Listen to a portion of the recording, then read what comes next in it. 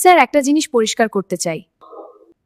Crevasse আর বার্গশুন্ড এই দুটোই তো হিমবাহের সঙ্গে সম্পর্কিত, কিন্তু এদের মধ্যে আসল পার্থক্যটা কি? ক্রেভাস আর বার্গসুন্ড, তাই তো? খুব ভালো প্রশ্ন করেছো।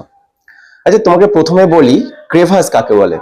এখানে ছবিটা দেখো, দেখো এখান থেকে হিমবাহ প্রবাহিত হচ্ছে, তাই না?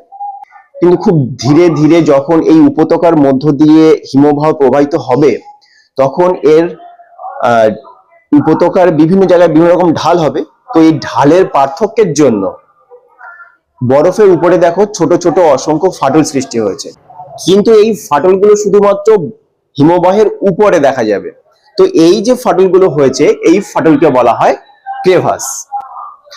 এবার দেখো বার্গসুন্ড কাকে বলে। পর্বতের গাত্রে আগে থেকে জমে থাকা হিমবাহর পর্বতের গা বরাবর যখন একটা গভীর ফাটল সৃষ্টি হয়, এবং এই হিমবাহ যখন সামনের দিকে এগোতে থাকে, আর যে গভীর গর্তের সৃষ্টি হয়েছে, তো এই যে গভীর গর্ত, এই গর্তটাকে বলা হয় বার্গসুন্ড। স্যার, যারা পর্বতে আরোহণ করে তাদের জন্য বার্গশুন্ড আর ক্রেভাস ঠিক কতটা বিপজ্জনক হতে পারে? হ্যাঁ, সত্যি খুব বিপদের। আচ্ছা, তুমি কখনো পার্বত্য অঞ্চলে গেছো? না স্যার। যাওনি? গ্রীষ্মকালে খুব একটা বরফ জমে না, তখন বরফ গলতে থাকে, আর তখন সেই সময় এই ফাটলগুলো একটুখানি দেখাচ্ছে কিন্তু বিরাট বড় বড় হয়।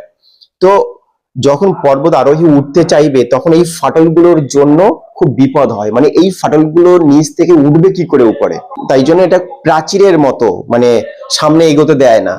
আর যখন তখন এই পাড় ভেঙে গিয়ে নিচে পড়ে যেতে পারে, এটা বিপদের কারণ। এই ক্রেভাস এবং বার্গসুন্ডের উপরে হালকা তুষারের একটা আস্তরণ পড়ে থাকে। তো যারা পর্বত আরোহী তারা মানে দূর থেকে বুঝতে পারে না। এই মৃত্যু ফাঁদের উপর থেকে যখন যাবে, তখন নিচে গড়িয়ে পড়বে বা নিচে একদম নিচে চলে যাবে। আর অনেক অনেক পর্বত আরোহী এইভাবে মৃত্যুবরণ করে বা নিখোঁজ হয়ে যায়, তাদের খুঁজে পাওয়া যায় না। এটা একটা সত্যি খুব বিপদের ব্যাপার। এই জন্য ক্রেভাস এবং বার্গসুন্ডকে মৃত্যুর ফাঁদ বলা হয়।